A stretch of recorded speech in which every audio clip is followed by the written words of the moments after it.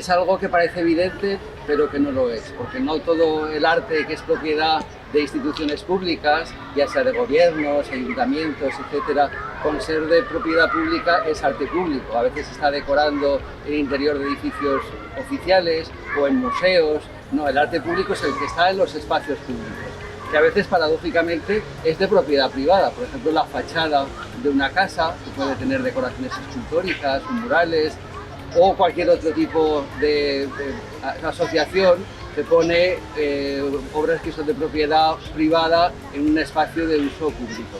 Pero la mayoría de las veces las que encontramos en los parques, como es el caso, en las calles, son obras de propiedad pública y que además, y eso es muy importante, son asumidas por la colectividad como algo público. Bueno, en primer lugar como medio, porque pues lo mismo que la escultura o las pinturas murales, pues también con nuevas tecnologías se pueden construir obras de arte.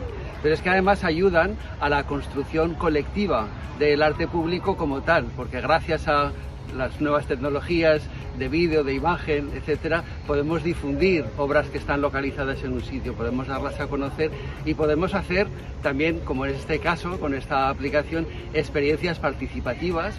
A mí me gusta decir a mis alumnos en clase que la primera fuente de información de una obra de arte es la obra de arte misma, entonces hay que comenzar con el comentario formal, luego el iconográfico, el análisis del tema, el estilo, las influencias, pero todo esto fuera de las clases de historia del arte quizá no tenga sentido.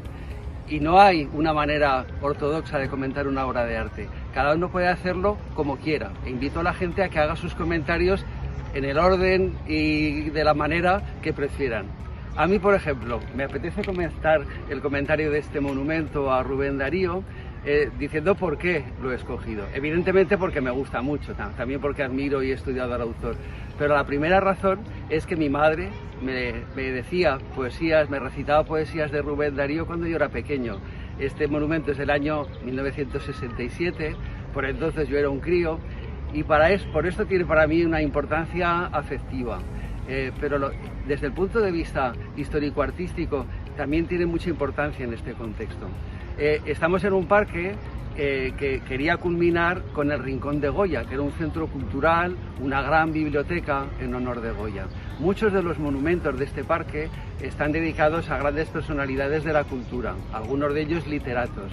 Y la idea era que fuera un remanso de paz para que la gente tomase libros prestados de la biblioteca y se sentase en los bancos del entorno a leer a la sombra, nunca mejor dicho, de los grandes escritores, de las grandes personalidades que van ilustrando este parque. Bueno, pues Rubén Darío no figuraba entre los primeros a los que se dedicaron monumentos que eran casi siempre pues aragoneses. Pero en la época del franquismo era muy importante, en un momento de autarquía y de aislamiento, el abrirse diplomáticamente a la diplomacia cultural de Hispanoamérica, que eran los pocos países con los que el régimen se llevaba bien. Entonces se hizo un monumento a Simón Bolívar en una parte del parque y se levantó este monumento siguiendo con la idea de los grandes literatos a Rubén Darío, que como digo en esa época las madres, las escuelas sí que lo tenían más en el canon de lecturas conocidas y reconocidas. Rubén Darío tiene muchas poesías dedicadas a personajes, a niños que cogen una estrella. Y ese es el protagonista de este monumento. No es el retrato de Rubén Darío.